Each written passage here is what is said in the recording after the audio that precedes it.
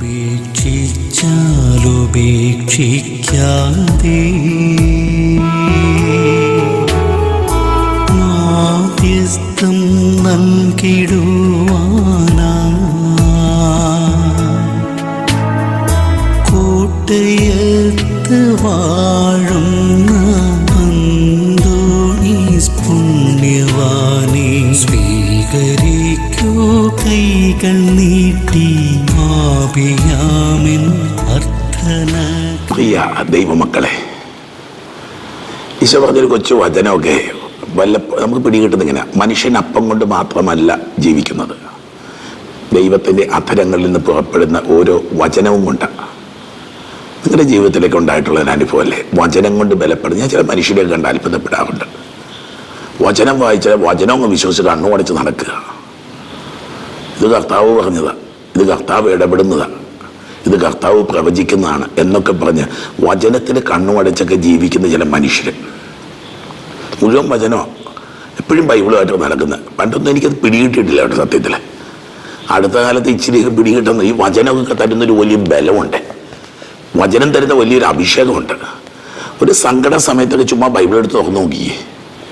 അല്ലെങ്കിൽ പ്രതിസന്ധി, ഒരു പ്രശ്നം, ആർക്കും പരിഹരിക്കാൻ പറ്റാത്ത പ്രശ്നം, ദൈവമക്കൾ നീ ചെന്ന് ചാടുന്ന എല്ലാ പ്രശ്നത്തിൽ നിന്നും നിന്നെ പുറത്തു കൊണ്ടുപോയി ബൈബിളിന് കഴിയും. നീ ചെന്ന് ചാടുന്ന ഏത് കുരുത്തക്കേടിൽ നിന്നും നിന്നെ രക്ഷിക്കാൻ ദൈവത്തിൻ്റെ വചനത്തിന് കഴിയും.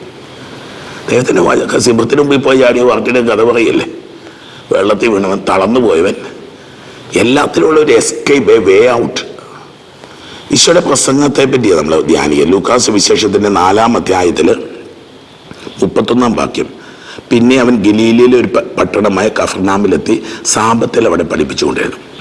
ഈശോയുടെ വചനം കേൾക്കാൻ ഇങ്ങനെ കുറച്ച് മനുഷ്യരിയ്ക്കുക, ഏതാണ്ട് വിരുന്നുണ്ടെന്ന പോലെ ഇന്ന് കൂടിക്കൊണ്ടിരിക്കുക. അവൻ്റെ പ്രബോധനത്തിൽ അവർ വിസ്മയഭരിതരായി. ഓരോ വചനം കേൾക്കുമ്പോൾ ഉള്ളിൽ തീയ, ഉള്ളിൽ ആളി കത്തുക. ചില മനുഷ്യരൊക്കെ ചില സമയത്ത് പറയും, ഇതൊന്ന് കേൾക്കാൻ വേണ്ടിയാ ചോദിക്കുന്നത്. നമ്മൾ പറഞ്ഞൊരു പാഴ്വാക്കല്ല, ദൈവവചനം തന്നെയാണ് വലിയ. പക്ഷെ ഇത് കിട്ടിക്കഴിയുമ്പോൾ ഇത് കേട്ടാൽ മതി. കഴിഞ്ഞ ദിവസം ഒരു കുടുംബം എനിക്കൊന്ന് വല്ലാത്തൊരു പ്രതിസന്ധിയിൽ പ്രാർത്ഥിക്കാൻ വേണ്ടി വന്നു.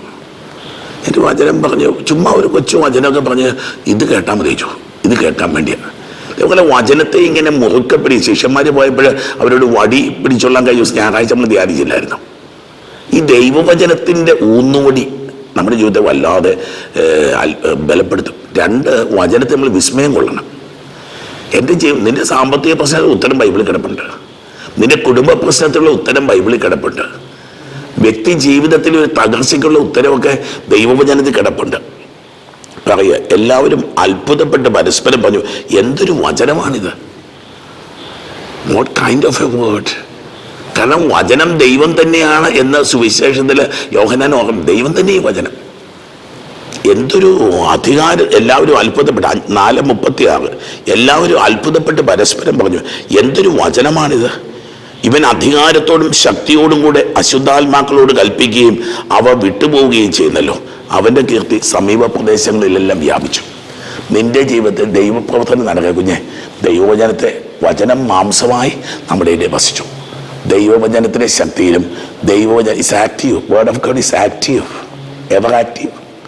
ദൈവത്തിൻ്റെ വചനം നമ്മളെ അത്ഭുതകരമായ സൗഖ്യത്തിലേക്ക് നയിക്കട്ടെ, വലിയ വിടുതൽ നൽകട്ടെ. ദുരന്തങ്ങൾ, ദുഃഖങ്ങൾ, തകർച്ചകൾ, പ്രതിസന്ധികളിലേക്ക് ദൈവത്തിൻ്റെ വചനം അതിൽ വിടുതൽ നൽകട്ടെ.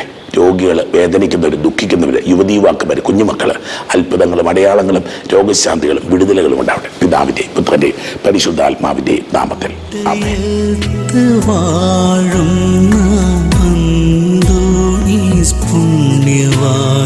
സ്വീകരിക്കൂ കൈകൾ നീട്ടി ആപിയാമിൻ അർത്ഥനകൾ. ഉപേക്ഷിച്ചാലുപേക്ഷിക്കാതെ